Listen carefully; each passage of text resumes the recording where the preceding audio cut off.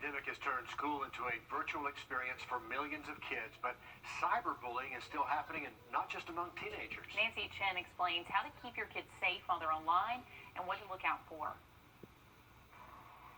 COVID forced students at this North Carolina school to take classes at home.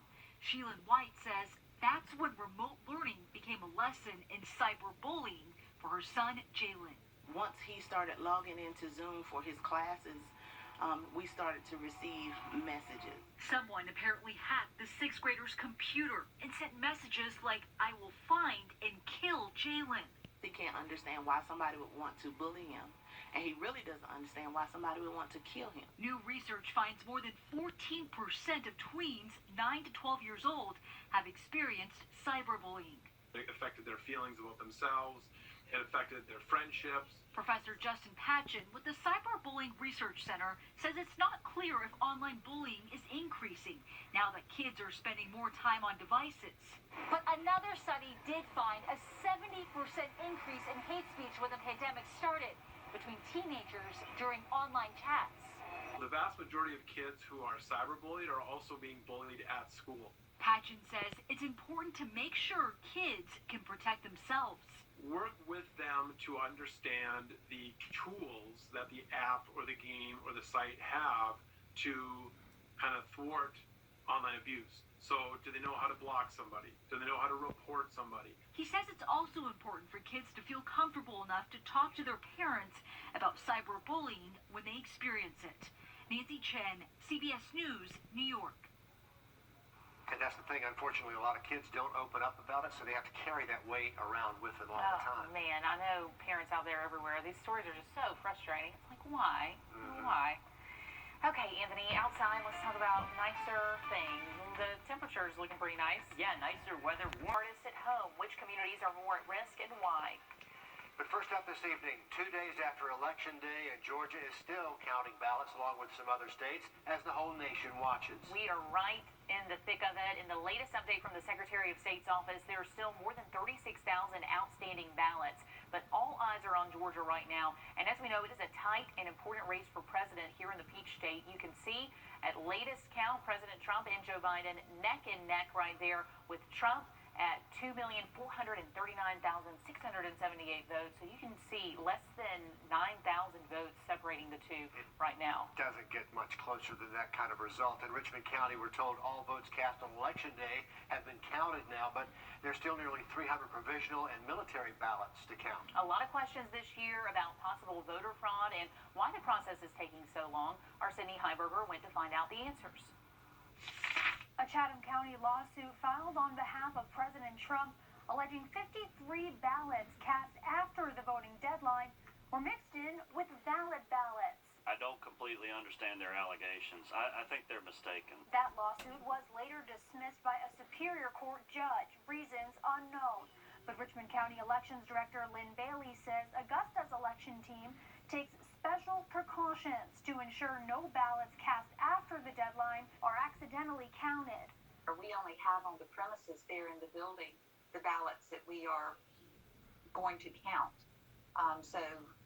Any ballots that are received after 7 p.m. on election night never make it to the tabulation center. She says ballot boxes are emptied and locked promptly at 7 p.m. and the mail on election day was also delivered by the 7 p.m. deadline. Any ballots received after the polls closed were rejected and didn't even make it into the tabulation building. We'll send all those voters a letter telling them that we've had to reject their ballot because it was received too late. Meanwhile, Georgia, a key state in determining the outcome of this election, the Secretary of State's office saying they'll take their time to make sure every vote counts. This is a long process, but I think all of us would agree that having an accurate count is much more vital. An accurate and fair count is much more vital than having a fast count. And all of those votes still need to be certified before they're official. Lynn Bailey tells me Richmond County is hoping to get that done some point next week. In Augusta, Sydney Heiberger on your side. So voters have until Friday to correct those provisional ballots if there were mistakes. Military votes are also accepted until Friday as long as they're postmarked by Election Day. Another close race in Georgia, too close to Watching the chance for some. All right, we're going to be watching the next few days, chance for some rain showers as we go through the next week, guys.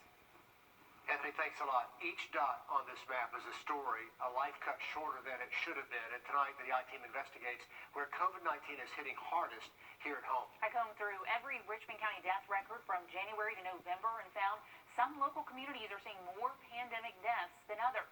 But why? Daisha Walker was writing her own story, not knowing it was the last chapter. In July, she posted this on her Facebook. The doctor said if I'd waited any longer, I wouldn't have made it. My son had begged me all day to come, but I just didn't listen. Anthony, her son, and her only child, replays that day over and over. We rushed into the hospital July 26th. That's a day I never forget.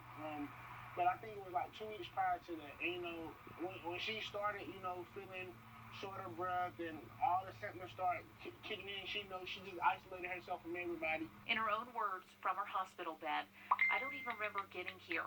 My oxygen level was all the way down to 60. She tried to go to the bathroom, and she was so weak she couldn't make it to the bathroom, so she had to turn around and sit back on the edge of her bed. And that's when I took it upon myself. I was like, come on, Mom, we going to the hospital. I'm not taking no for an answer. She died in the hospital 20 days later. At age 42, she was young to die of COVID, an outlier in terms of her age. We found the youngest person we've lost in Richmond County was a 19-year-old with a disability. The oldest, 106.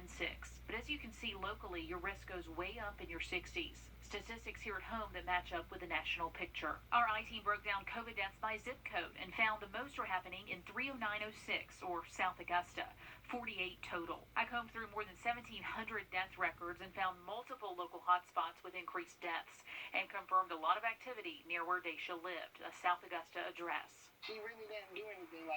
She was at home 99% of the time, so. To so many people, she was so much more than a statistic. Now Anthony thinks about the big moment she won't be around to celebrate. Graduating from college, starting my family, having a career. Death certificates in Richmond County do list underlying conditions. That helps health officials get a more complete picture of who is most at risk here in Augusta and nationally. The I-Team confirmed through the records we examined, most of the COVID victims who died of severe complications did have underlying health conditions. Daisha had diabetes and heart disease. As research has shown, certain underlying medical conditions can quickly turn deadly with a COVID diagnosis. Facts that are still hard for Anthony to comprehend when the death behind this scientific statistic is his mother. My best friend, I come home from work, I'm like, hey, Mom, how you doing? That was the person I could talk to when things got tough for me. The I-Team also confirmed locally our COVID deaths are disproportionately affecting our Black community. 54.2% of people who call Richmond County home are Black, but 63.6% of those who die of COVID-19 in Augusta are Black. We found that is in line with national trends documented by the Centers for Disease Control. Compared to white patients, the CDC says Black patients are 2.1 times more likely to die of COVID.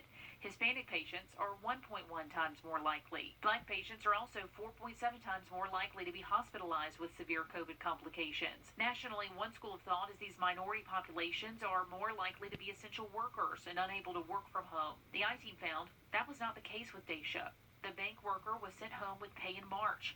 Anthony says her employer acknowledged her increased risk due to her pre-existing conditions. In Richmond County, 165 people have died from COVID complications.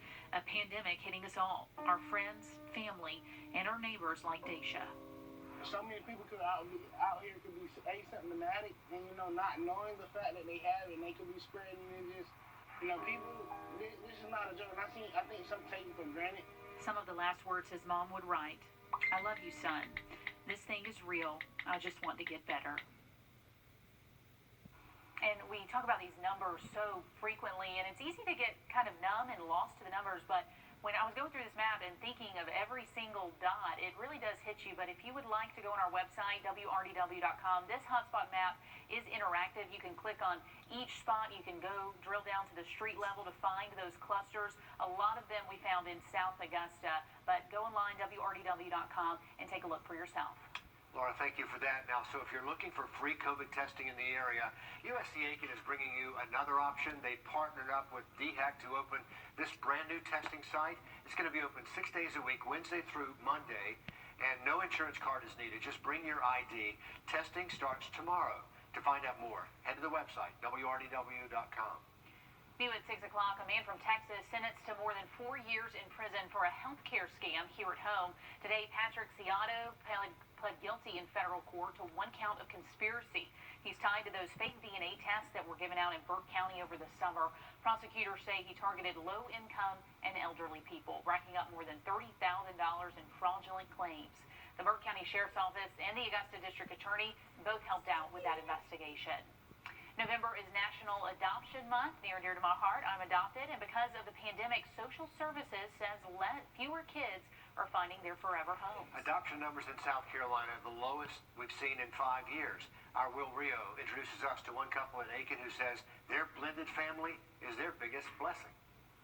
The South Carolina Department of Social Services says that they're working hard right now to help families and children across the state. The pandemic is making it harder than ever for families to adopt right now, and South Carolina is seeing its lowest number of adoptions in the last 5 years. November marks the start of Adoption Month in South Carolina. This year's focus, sibling groups. That's something one Aiken family knows about. My brother and I, one of the things that we dealt with was being told that we would be separated and never see each other again. Chris and Tiffany Garland are parents to 5 children, 2 biological and 3 adopted. It blesses you in a way that you wouldn't even realize until it happened. In South Carolina, the pandemic halted the adoption process. One of the biggest challenges that we faced here at the Department of Social Services was a closure of the family court. That had a ripple effect on a variety of programs and services in our office here. Last year was the highest number of adoptions in the last 5 years for South Carolina. This year, it's the lowest. Imagine if the pandemic had not happened, I think you would see that number more in line with where we were last year as far as the number of adoptions completed. The Department of Social Services says they have about 154 children who need homes still. Keeping these siblings together is crucial. I mean, it blew me away at how many sibling groups would be separated. Families torn apart just because people would go, well, I want 1 kid, I can't handle 3 kids. And the Garlands say they aren't even close to finished adopting. We're not done. People think we're crazy, and we're okay with that. It's a little bit of a zoo around here with 5 kids, but we are actually looking to adopt 1 more little girl. Next week, there will be a drive-by in Columbia County for adoptive families to help celebrate and raise awareness for the need for adoptions right now.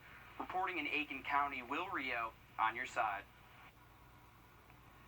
Those are very special couples, Laura, who open their homes to these kids. Absolutely, and I love what she's saying. It's got to be chaos, but in the best possible way around there with 5, soon-to-be 6 hopeful kids. I love them. We need more like them. If you're interested in this drive-by event, it's happening next Saturday. We're going to have details posted on the website.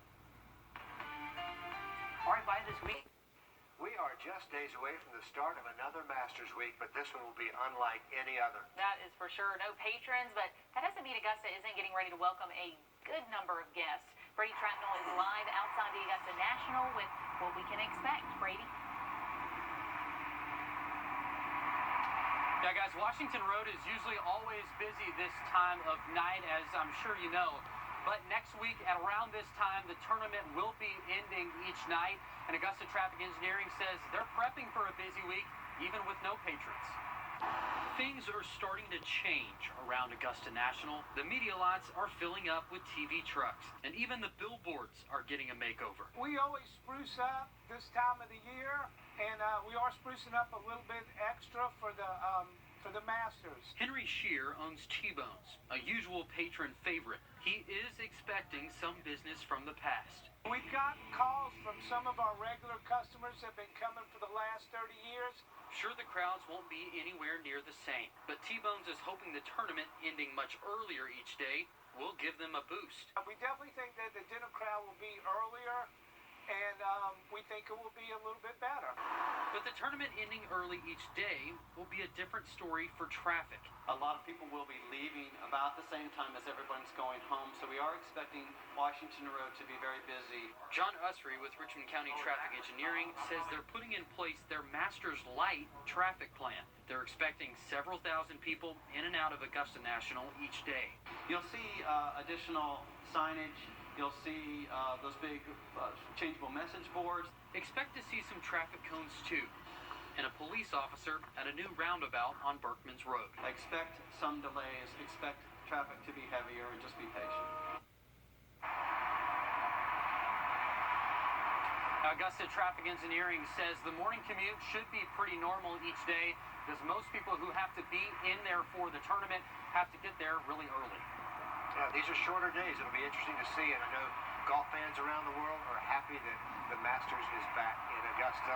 Delayed but not canceled, Laura. That's the key. It's going to be wild to see the difference in the course out there, the pace of play with the lighting. So we're all just going to stand by to see a Masters like any other. Okay, Anthony, outside, we're keeping an eye on the tropics.